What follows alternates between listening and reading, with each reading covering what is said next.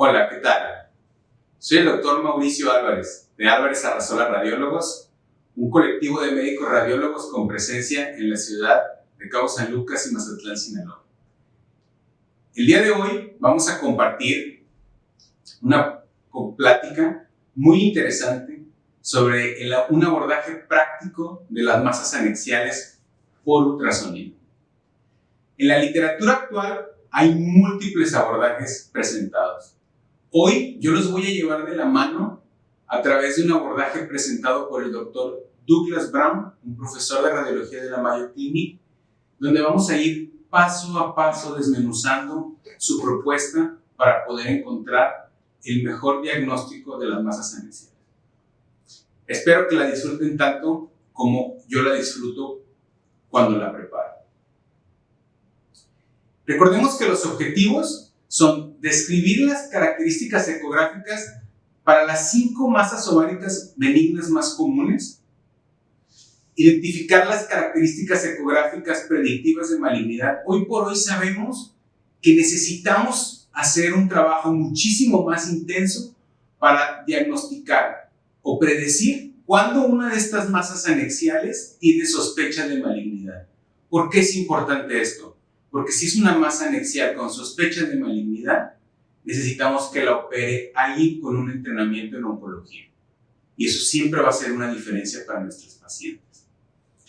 Y describir un abordaje sistemático para determinar el diagnóstico más probable de una masa anexial.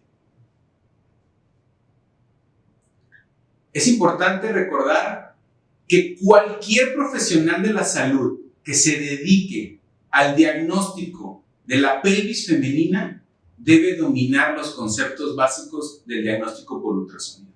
El ultrasonido es la primera modalidad de imagen para la pelvis femenina.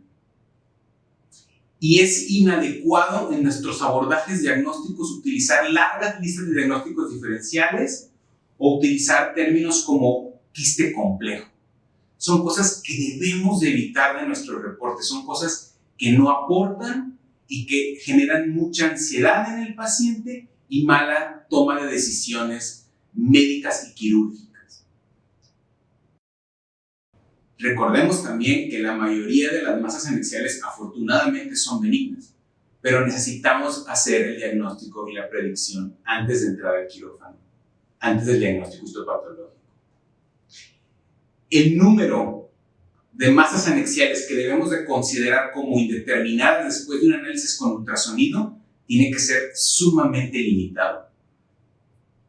Más del 90% de las masas anexiales tienen que ser diagnosticadas con una alta precisión por ultrasonido en su abordaje inicial y solo un número muy pequeño de ellas debe de ir a una resonancia para poder tener un diagnóstico más preciso.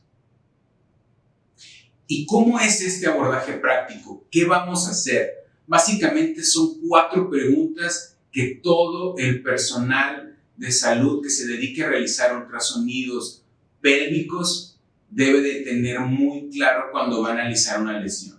La primera pregunta es, ¿la masa anexial tiene un origen paraovárico? ¿Esto es fuera del ovario? La segunda pregunta es, si la masa tiene un origen ovárico, ¿es una de las 5 más comunes? La tercera pregunta, ¿es de utilidad la historia clínica? ¿Hace una diferencia la historia clínica? Y la cuarta pregunta ¿es una masa quística compleja o es una masa sólida con porciones quísticas? Y a partir de aquí vamos a ir teniendo diagnósticos muchísimo más precisos. ¿La masa anexial tiene un origen paraovárico? Esto es bien interesante y bien importante entenderlo. Para poder decir que una masa anexial es paraovárica, necesitamos visualizar el tejido del ovario con folículos adyacente a la masa, separada de la masa, con una interfaz entre las 2 lesiones. Esto puede ser más difícil en pacientes con menopáusicas, se convierte en un reto real. Esto es más fácil siempre en las premenopáusicas, donde los folículos vienen siendo el ancla, la base para poder determinar esta situación. Y cuando no es posible determinarlo, pues entonces tenemos que considerar las 2 opciones. ¿Y por qué es importante esto? Cuando ustedes tienen una masa paraovárica, las masas paraováricas van a tener tres comportamientos. O son predominantemente quísticas, y cuando son predominantemente quísticas, las más comunes van a ser el quiste paraovárico, el hidrosalpinx o el quiste de inclusión peritoneal. Algunas menos comunes van a ser el cistadenoma paraovárico, los quistes de Tarlov, que son quistes neuroentéricos. Estos más comúnmente los vamos a ver en resonancias magnéticas, pero algunos quistes de Tarlov crecen lo suficiente como para ser visualizados en ultrasonidos pélvicos transvaginales. Usualmente son hallazgos. Los divertículos vesicales, los linfoceles, abscesos o incluso varices pélvicas en el síndrome de congestión pélvica. Veamos algunos ejemplos. Esta imagen es la imagen típica que tienen que grabarse con respecto a una lesión paraovárica. Este es el ovario derecho, con sus folículos, y ustedes pueden determinar claramente una interfase entre las dos lesiones, donde pueden ver una lesión quística simple paraovárica al ovario derecho. Esta interfase es la que nos genera el diagnóstico de un quiste simple paraovárico. Recuerden también que los quistes simples paraováricos pueden tener un poco de ecos internos por hemorragia. Usualmente son hallazgos y son asintomáticos. Otra de las lesiones paraováricas quísticas muy comunes que podemos visualizar es el hidrosalpinx. Y en el hidrosalpinx vamos a ver una estructura tubular, quística, sin ecos internos y usualmente asociada a septos que están incompletos, septos que no logran llegar de pared en pared.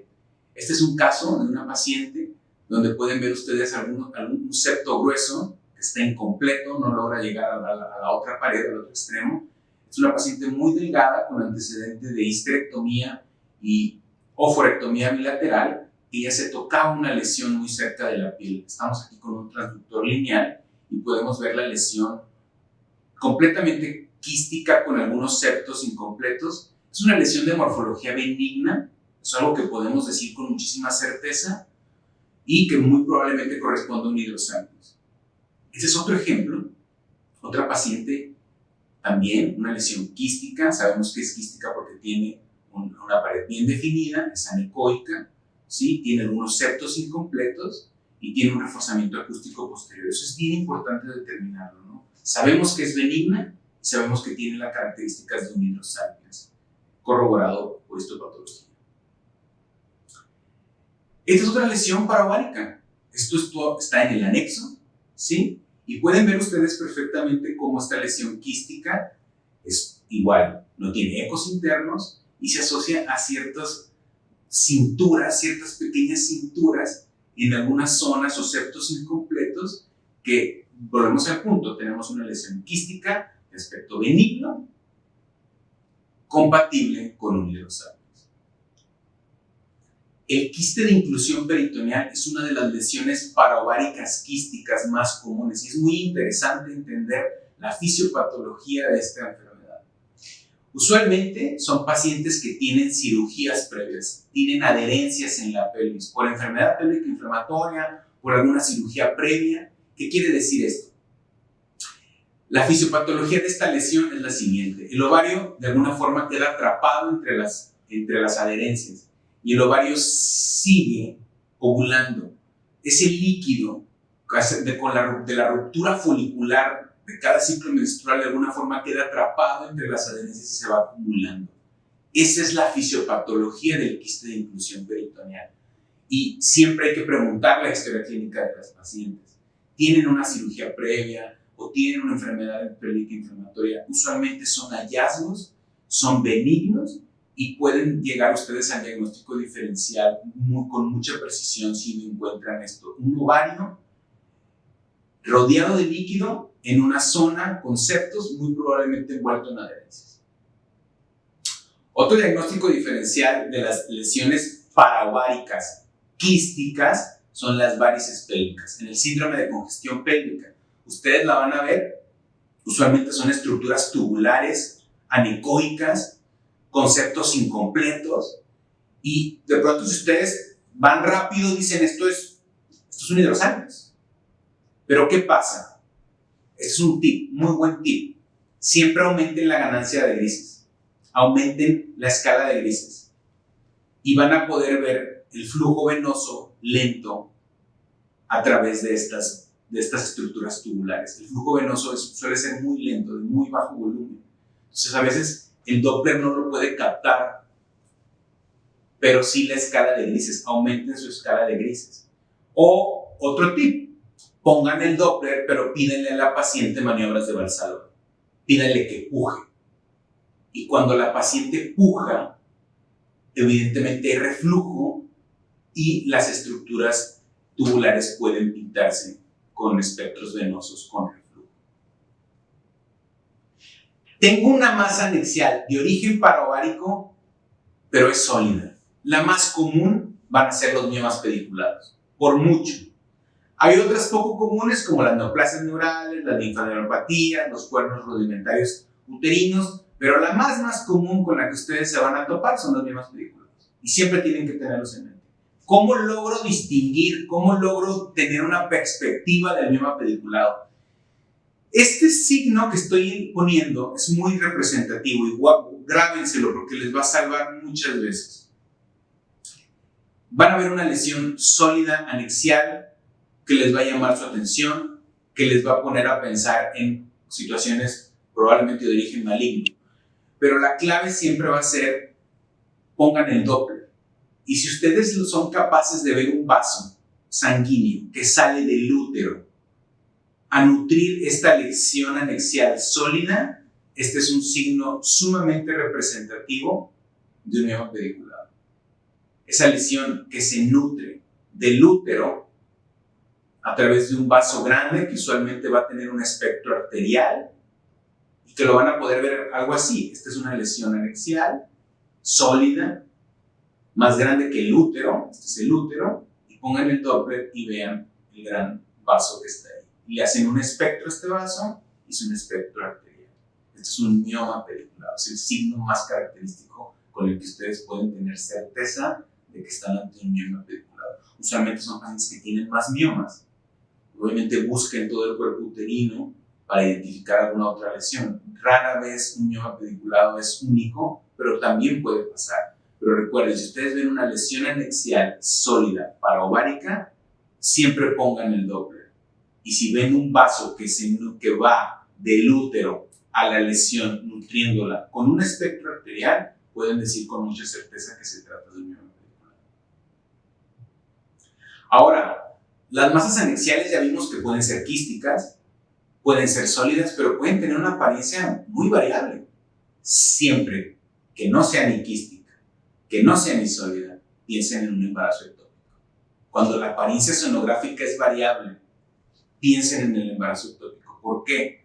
Primero que nada por la relevancia de la enfermedad. Es una enfermedad que todavía sigue causando muertes en nuestros pacientes, que no debería de ser así, y a veces es por un diagnóstico tardío. Entonces, siempre recuerden, las masas anexiales con apariencia sonográfica variable, hay que considerar el embarazo ectópico tubario. Algunas otras poco comunes son las neoplasias de las trompas de falopio, que usualmente son hallazgos más de patología, y pueden encontrar lesiones gastrointestinales también. Hoy por hoy hemos visto cada vez más diverticulitis, apendicitis, tumores del recto. Cuando hacemos el abordaje transvaginal, la visión de la pelvis es extraordinaria y las afecciones gastrointestinales no están raras en nuestros diagnósticos. El clásico ejemplo, ¿no? Un embarazo ectópico paraovárico, tienen aquí el ovario abajo, bien delimitado, muy probablemente por un cuerpo lúteo, y una lesión anexial con apariencia sonográfica variable, tiene una porción sólida, tiene una porción quística que es el saco, obviamente le ponen el Doppler, tiene un anillo en su vascularidad, la paciente tiene dolor, tiene sangrado, seguramente tiene una prueba de embarazo positiva y esto es totalmente patognomónico de un embarazo ectópico. No hay que dictarlo, hay que decirlo y decirle la relevancia a la paciente para que tenga una atención médica oportuna. Vemos todas las masas anexiales de origen paraovárico. Recuerden, pueden ser quísticas, pueden ser sólidas o pueden tener apariencia sonográfica variable. Pero ¿qué pasa si la masa anexial tiene un origen en el ovario? Esta es la lista de las 5 masas ováricas más comunes. Las 5 más comunes son el quiste simple, el quiste hemorrágico, el cuerpo lúteo, el endometrioma y el teratoma quístico maduro. Vamos a ir desglosando cada una de ellas con ejemplos muy característicos para que no las olviden y las puedan aplicar a su práctica lo más pronto posible. El quiste simple. El quiste simple de ovario es un folículo que tiende a crecer y rebasa los 2.5 centímetros de diámetro mayor. Este número es clave. En las masas anexiales hay números mágicos y el 2.5 es el clave para los quistes del ovario. Todo imagen quística de menos de 2.5 centímetros en un ovario es un folículo y debe de ser considerado un folículo. No debe de ser dictado ni mencionado como un quiste folicular, porque son términos que generan confusión al clínico y al paciente. Los folículos son folículos, los quistes son quistes. Y para hacer un quiste tienes que estar arriba de 2.5 centímetros. Es la clave. Los quistes del ovario es como cualquier otro quiste en el cuerpo. Tienen que ser anecoicos, tienen que tener una pared delgada y reforzamiento acústico posterior. Los quistes del ovario son muy interesantes. Usualmente van a suceder más en las pacientes premenopáusicas. Y típicamente lo que vamos a ver es esto: un ovario normal, con su parénquima, con sus folículos en su periferia, y de pronto una lesión anecoica, de pared delgada, con un reforzamiento acústico posterior muy claro, ¿sí? Igual otra vez aquí tenemos una de las pacientes, son hallazgos, ¿sí? Y tengo una lesión de 3.5 centímetros, obviamente considerado un quiste. ¿Qué pasa con los quistes? Los quistes le generan demasiada ansiedad a nuestros pacientes. El riesgo de malignidad de un quiste simple en una paciente premenopáusica está totalmente descrito en las mayores series reportadas, que es del 0.7%. Si ese quiste simple lo encontramos en una paciente postmenopáusica, su riesgo de malignidad solamente se va a incrementar al 1.6%. O sea, son lesiones benignas por naturaleza. Y la mayoría de ellas van a requerir únicamente un seguimiento. Hay un número mágico del seguimiento que es el 5 centímetros. La mayoría de las series sugieren que antes de 5 centímetros no se les dé seguimiento, solamente después de 5 centímetros se les dé seguimiento. Hay que dictar los quistes simples. Toda lesión que tenga más de 2.5 centímetros tiene que ser reportada. Tenemos que entender que son benignas, que el riesgo de malignidad es muy bajo. Y recordar que aquellos que fueron malignos en estas grandes series, todos fueron mayores de 7.5 centímetros. O sea que si nos vamos a preocupar por un quiste simple, tiene que estar por arriba de los 7 centímetros cuando pensemos en malignidad. Otro ejemplo, otra lesión anecoica de bordes bien definidos, pared delgada, con un reforzamiento acústico posterior, más de 3 centímetros. Es un ejemplo sencillo. El quiste hemorrágico, la segunda lesión más común del ovario. Esta es sumamente común. Mujeres premenopáusicas que se van a presentar en la consulta con dolor abdominal agudo. Son pacientes que van a tener dolor abdominal y típicamente van a estar en la mitad de su ciclo menstrual, periovulatorio. Entonces es muy importante identificar esta característica. ¿Cómo se ven los quistes hemorrágicos? Ahorita vamos a ver unas imágenes que son muy características de estas lesiones. Y recuerden, van a tener ecos internos con un patrón de finas líneas interdigitales. Hay un patrón reticular o de malla que es sumamente característico. Tiene un valor predictivo positivo altísimo, más del 95% cuando lo vemos. ¿Cómo se ve un quiste hemorrágico? Se ve así. Es una paciente que llega con dolor, es un dolor agudo, es una paciente que estaba haciendo ejercicio y de pronto tuvo un dolor súbito y acude a consulta. Es una lesión predominantemente quística, de paredes delgadas, sin porciones sólidas, con un patrón reticular o de malla en su interior, ¿sí? Estas son imágenes características de un quiste hemorrágico. Este es otro caso muy interesante. Esta paciente es una paciente joven con un antecedente de histerectomía y oforectomía izquierda que llama a mi consulta por dolor abdominal agudo. Le dicen que le tienen que quitar el ovario porque tiene un tumor. Yo conozco la historia, le pido que me permita revisarla y al revisarla me encuentro un ovario ciertamente aumentado de tamaño con una lesión predominantemente quística, con ecos internos, con fibrina, ¿sí? ciertos interdigitaciones, ¿sí? Y esta paciente típicamente tenía hipohisteria clínica, estaba en la mitad de su ciclo menstrual, digo, a pesar de que ya tenía histerectomía, ya conocía su historia de ciclo menstrual, y esta paciente fue diagnosticada con un quiste hemorrágico. El dolor usualmente cede en las próximas 24 a 48 horas, es un dolor que va de más a menos, y típicamente los quistes hemorrágicos involucionan. O sea, la mejor forma de diagnosticar un quiste hemorrágico por imagen con absoluta certeza es darle seguimiento a este hallazgo en la línea del tiempo. Repitan los ultrasonidos. Pídanles a sus pacientes volverlas a ver. Repetir el ultrasonido en 6 a 8 semanas, que es el tiempo que el coágulo tiende a reabsorberse. Si ustedes hacen este ejercicio, van a hacer diagnósticos mucho más precisos de las lesiones anexiales. Y se van a dar cuenta, como en 6 o 8 semanas, como esta paciente, su ovario era de tamaño normal y no tenía ninguna lesión, y ella no tenía dolor. El cuerpo lúteo. El cuerpo lúteo es otra lesión sumamente común en las pacientes premenopáusicas. Usualmente es una entidad fisiológica, se va a presentar en la fase secretora del ciclo menstrual y en el primer trimestre del embarazo. Es una lesión quística pequeña con una pared irregular y ecos internos de bajo nivel. Usualmente son pequeñas, miden menos de 3 centímetros y es muy importante tenerlas en cuenta cuando estamos haciendo estudios de rutina, de seguimiento. ¿Por qué? Porque de pronto te puedes encontrar una lesión de este tipo, es una lesión quística con una pared gruesa, ciertos ecos adentro. Ojo, cuando le pongan el Doppler van a encontrar una vascularidad en el anillo.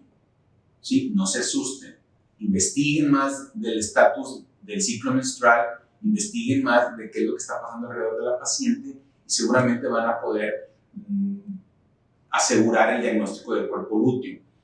Igual, así como el quiste hemorrágico involuciona, el cuerpo lúteo igual. O sea, los estudios de seguimiento en la línea de tiempo permiten hacer el diagnóstico. O sea, la involución de la lesión y la visualización de un ovario normal en 6 a 8 semanas es la mejor clave para el diagnóstico de este tipo de lesiones. Vamos a hablar del endometrioma. El endometrioma es la cuarta lesión más común del ovario.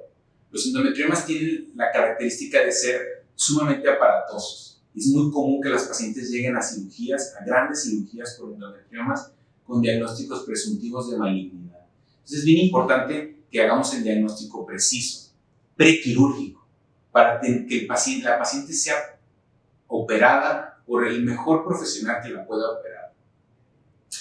Típicamente el endometrioma es una lesión quística, con ecos internos de muy baja ecogenicidad, homogéneos, sin áreas sólidas, sin áreas nodulares. Van a tener una apariencia de vidrio despulido, es el término que usamos en la imagen. Y es importante reconocerlas porque pueden generar diagnósticos, como les decía al principio, de sospecha de malignidad o cirugías a veces innecesarias. Este es un caso muy interesante, una paciente que me refieren por un tumor del ovario izquierdo. Y aquí es un tema bien interesante. Esta imagen es una imagen obtenida vía transabdominal. No se casen con un abordaje de la pelvis femenina. Tanto el abordaje transabdominal como el transvaginal son complementarios. Ninguno es mejor que el otro. Hay veces que van a tener lesiones muy altas en la pelvis que no van a poder ver por vía transvaginal, necesitan usar el abordaje transabdominal y complementar esta situación. Entonces, es bien importante, no no piensen que solo en uno de esos abordajes les va a ayudar. Hagan la historia complementaria cuando sea necesario. Lesiones altas, lesiones muy grandes, ¿sí? Y obviamente por vía transabdominal siempre traten de tener vejiga llena. Eso es lo más importante. Esta paciente yo le reviso por vía transabdominal y me doy cuenta que el ovario izquierdo era un ovario muy alto, esos ovarios tan altos y tan lejos que la vejiga no ayuda, pero lo veo normal. Sabiendo que es muy alto, voy por vía transvaginal y lo logro identificar con mucha precisión, parénquima ovárico, folículos normales, y al ir al fondo de saco me doy cuenta que está el ovario derecho, hay una cuña de ovario con folículos, lo puedo decir con muchísima precisión, pero este ovario está rodeado por lesiones quísticas, ¿sí? Que vamos a tener que evaluar con mayor precisión y con mayor exactitud. Entonces, los ovarios a veces no se quedan del lado que les toca en la pelvis. A veces pueden cruzar un poco la línea media y eso es muy común cuando van hacia el fondo de saco. Entonces, siempre busquen los ovarios, identifíquenlos por vía transabdominal, por vía transvaginal, y si no lo vieron el ovario, digan, no vi el ovario en este momento. Tal vez es necesario volver a revisar a la paciente en algún otro punto del ciclo menstrual donde me sea más fácil, con vejiga llena. Hay muchos trucos que podemos usar nosotros para poder tener una visualización de las estructuras de la pelvis. Cuando vamos ya, en el caso que les contaba de esta paciente, a analizar las lesiones quísticas, encontramos lesiones quísticas de paredes regulares, con ecos internos de baja ecogenicidad, muy homogéneos, que nos van a permitir tener un diagnóstico mucho más preciso de que esta es una lesión. Primero que nada, de aspecto benigno. Segundo, compatible con un endometrioma. Hay algunas paredes que tienden a ser un poco más ecogénicas. Ustedes le ponen el Doppler, no hay vascularidad. A veces incluso, si ustedes hacen un poco de compresión con el transductor, pueden observar el movimiento de los ecos internos dentro de la lesión. Esta imagen es la imagen típica del vidrio despulido. Es una lesión quística con ecos internos de muy baja ecogenicidad y este es un vidrio despulido por excelencia. Esta es una lesión de aspecto benigno, originaria del ovario, compatible con un endometrio. Vamos a platicar de teratoma quístico maduro, el tumor ovárico más común de las 5 lesiones que vamos a ver. La mayoría de estos pueden ser caracterizados por ultrasonido con muchísima precisión y es muy importante decir, esta es una lesión de aspecto benigno, muy probablemente compatible con un quiste dermoide o teratoma quístico maduro, que son términos sinónimos. Son lesiones que son muy susceptibles a la torsión, entonces hay que recordarlas porque las pacientes, muchas de estas pacientes pueden llegar a la consulta con dolor abdominal agudo y en realidad es una torsión gonadal asociada a un teratoma quístico maduro. ¿Cómo se ven? Típicamente la imagen típica es un área hiperecoica que va a atenuar el sonido, va a generar una sombra acústica posterior.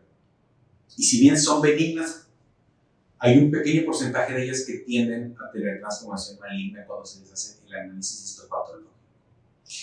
Esta es la imagen típica de un teratoma quístico maduro, una lesión predominantemente sólida, con una porción ecogénica, hiperecoica, ¿sí? Que tiene sombra acústica posterior, que no presenta vascularidad al interrogar al Doppler color. Y bueno, cuando ustedes vean esto, pueden decir con muchísima certeza que están ante una lesión benigna, compatible con un teratoma quístico maduro.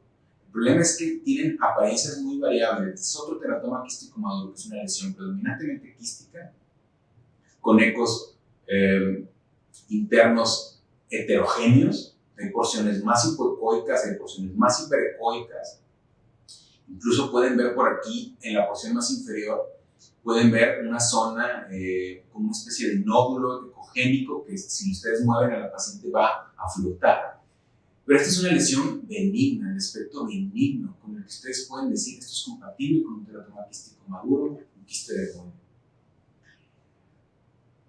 Otra de las lesiones asociadas al quiste dermoide, teratoma quístico maduro es el struma ovary, que es un teratoma que tiene predominantemente tejido tiroideo.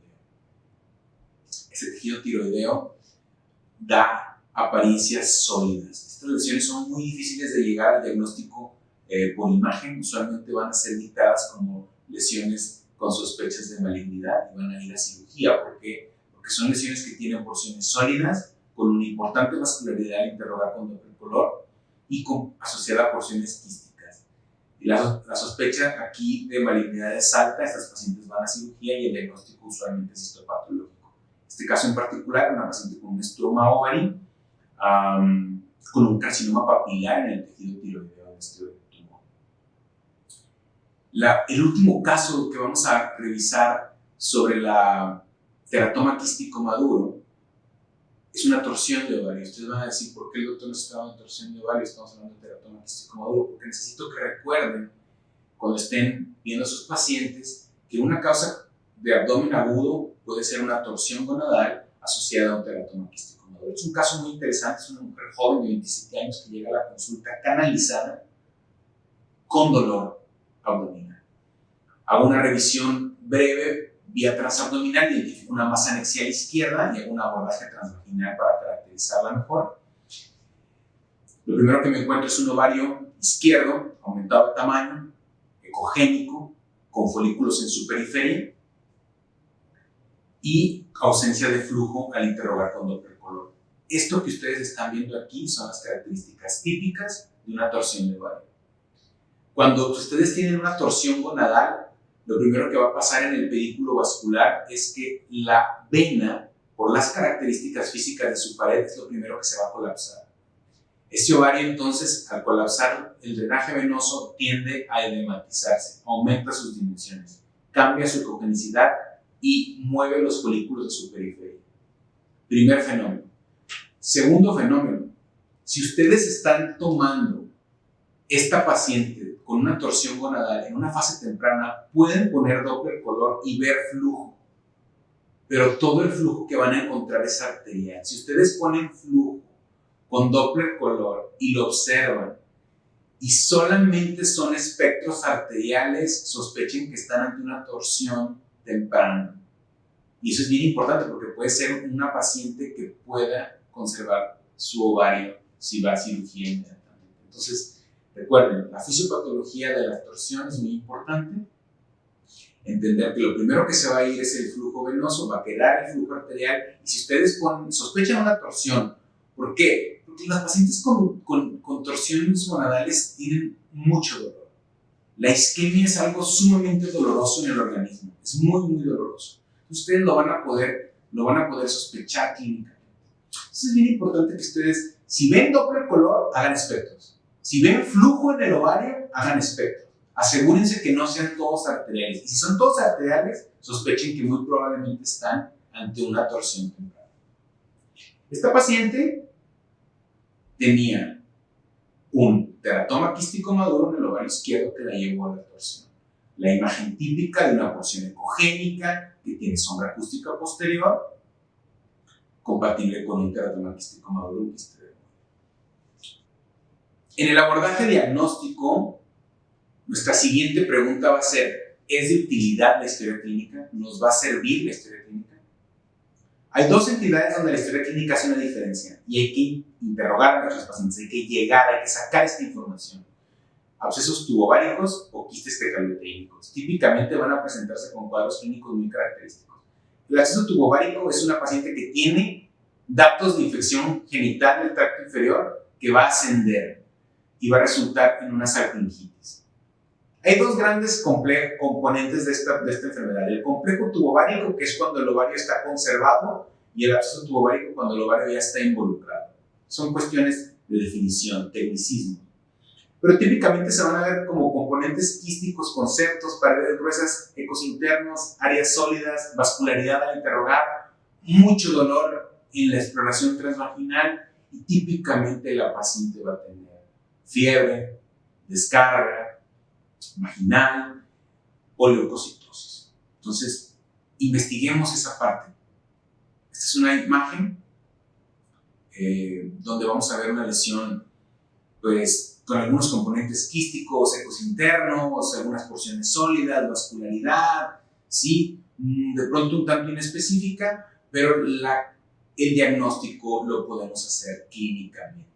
¿Por qué? Porque eso nos va a dar, y la paciente, ustedes hacen un poco de compresión en esta zona y la paciente va a tener mucho dolor.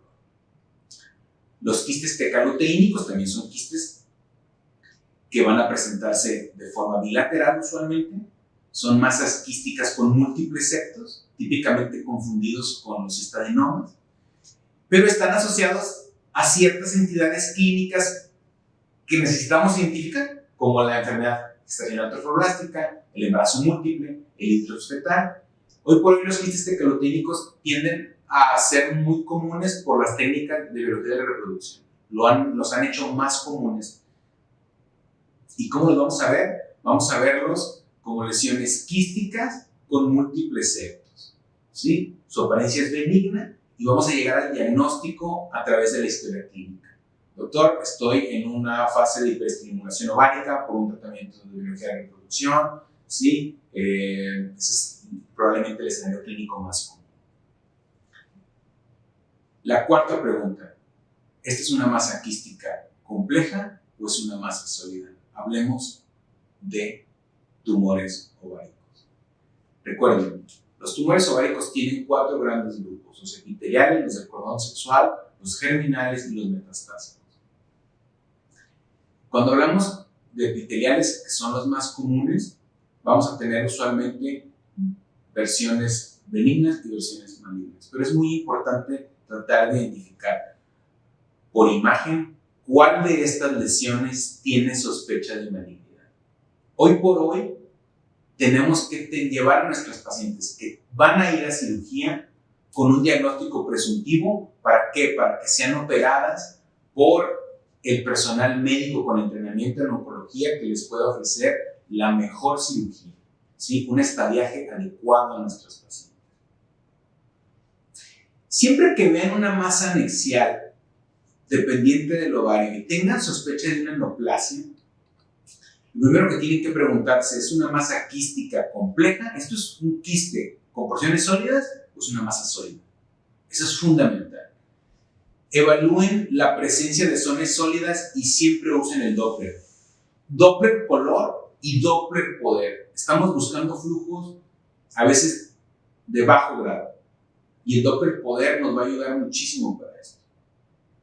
Si es más quística que sólida, consideren neoplasias epiteliales. Pero si es más sólida, consideren las neoplasias de los cordones sexuales primero, si son unilaterales, o metástasis si son bilaterales. La historia clínica les va a ayudar. ¿Qué pasa con las neoplasias epiteliales ováricas? Hoy por hoy tenemos la obligación, los profesionales de la salud que nos dedicamos al diagnóstico por imágenes de la pelvis femenina, de dar un diagnóstico presuntivo y una sospecha de malignidad o benignidad en estas lesiones. ¿Para qué? Para que nuestros pacientes sean operadas con un mucho mejor pronóstico. Este es un caso muy interesante, es una mujer alrededor de los 60 años que llega a la consulta por aumento de volumen de la cavidad abdominal. En el abordaje transvaginal se observa una masa que tiene porciones quísticas, pero tiene una gran porción sólida asociada a ascitis. Ustedes pueden observar aquí hay ascitis. Esta imagen es sumamente característica o sospechosa de una neoplasia epitelial ovárica de aspecto maligno, sobre todo por la presencia de ascitis y la gran porción sólida. Al momento de interrogar con Doppler color, estas porciones sólidas tienen vascularidad. Entonces, tenemos una paciente que tiene una lesión dependiente de un ovario con grandes porciones sólidas, con vascularidad en sus porciones sólidas y la presencia de ascitis, con una alta posibilidad de un origen maligno, lo cual tiene que ser reportado para que esta paciente acceda a un manejo oncológico adecuado. Otro ejemplo, una paciente, si bien con una lesión predominantemente quística, que en esencia pareciera ser algo muy benigno, pero tiene una porción sólida. Dentro de esta imagen quística, tiene una gran porción sólida que no es pequeña, alrededor de 6 centímetros, y que cuando ustedes usan el Doppler poder pueden identificar flujos en estas porciones sólidas. Esto hace que esta lesión, que es predominantemente quística, que pareciera tener un comportamiento benigno, sea sospechosa de malignidad y tenga que ser referida como tal para que la paciente acceda a un manejo oncológico apropiado. ¿Hacia dónde vamos en diagnóstico por imagen? ¿Hacia dónde buscamos avanzar y concretar y hablar todos el mismo idioma? Hay dos grandes esfuerzos por hacernos a todos los que nos dedicamos tanto al manejo clínico como el diagnóstico por imágenes y el manejo oncológico de las lesiones anexiales. Están buscando concretarnos y hacernos hablar el mismo idioma. Vamos a ver algunos de estos ejemplos. ORRADS, un esfuerzo conjunto del Colegio Americano de Radiología por estandarizar los reportes de imagen, el seguimiento y el tratamiento que debe implicar las lesiones anexiales, está siendo puesto a prueba el día de hoy. Es un sistema que todavía le falta encontrar el punto, digamos, fino, digamos, que sea de fácil reproductibilidad para todo el profesional de la salud, pero definitivamente para allá vamos. ORRADS va a ser una realidad.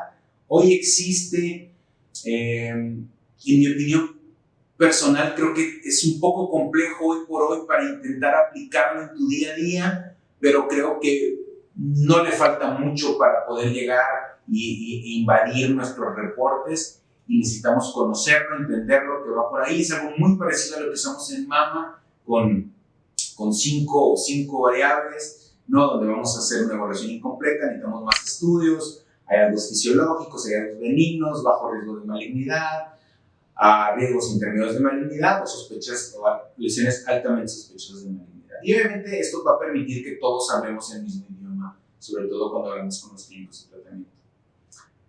Hay otro esfuerzo, un esfuerzo de un grupo de médicos radiólogos europeos, que a mí en lo particular me parece más práctico.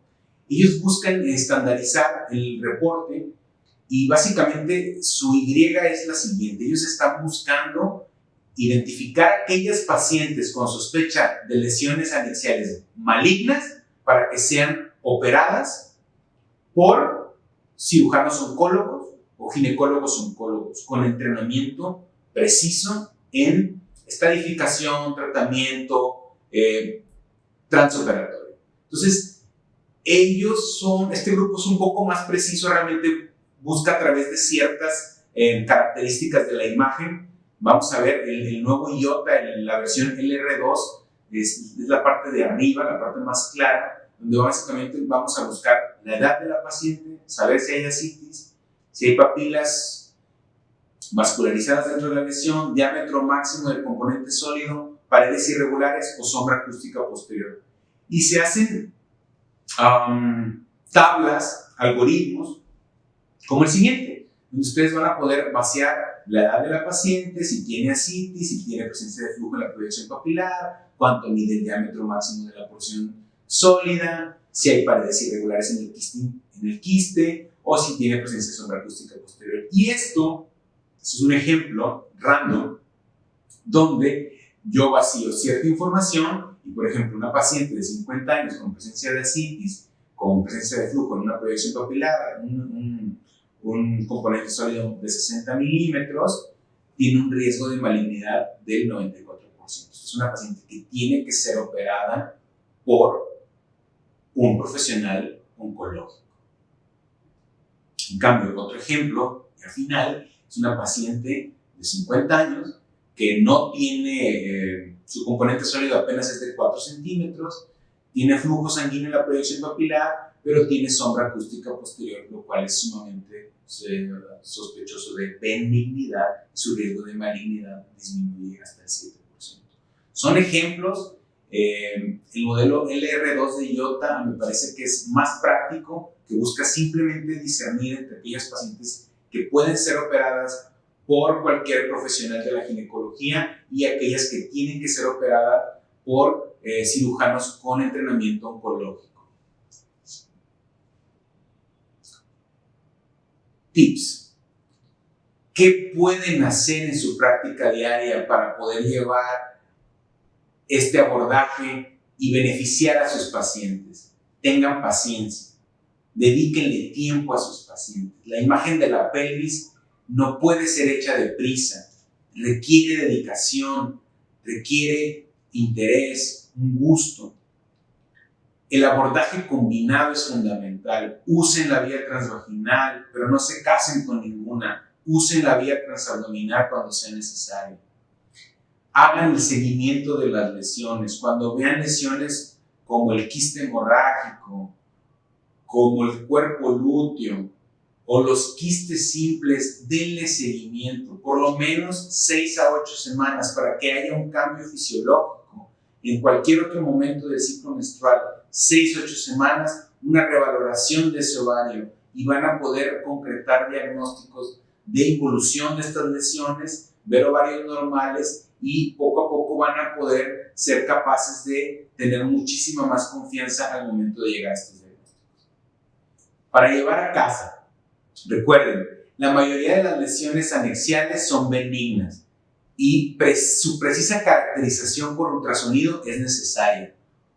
Evitemos usar términos como quiste complejo o una larga lista de diagnósticos diferenciales. Seamos más precisos, pero para ser más precisos hay que ser mucho más profesionales y hay que buscar todos estos datos que les acabo de comentar. Recuerden las 5 masas ováricas más comunes y sus características ecográficas: el quiste simple, el quiste hemorrágico, el quiste del cuerpo lúteo, el endometrioma y el teratoma quístico maduro. Son lesiones que tienen que estar en su mente siempre que estén analizando una pelvis. Utilicen la historia clínica y los antecedentes de su paciente para llegar a un diagnóstico muchísimo más preciso. Obtengan la información. Y recuerden, el abordaje práctico que hoy presentamos les va a llevar a tener 4 preguntas en su mente. ¿La masa anexial tiene origen parovárico? Si la masa tiene origen ovárico, es una de las 5 más comunes. ¿Es de utilidad la historia clínica? ¿Me sirve la historia clínica? ¿Qué le voy a preguntar a mi paciente? Y estoy ante una neoplasia. ¿Es una masa quística compleja o es una masa sólida?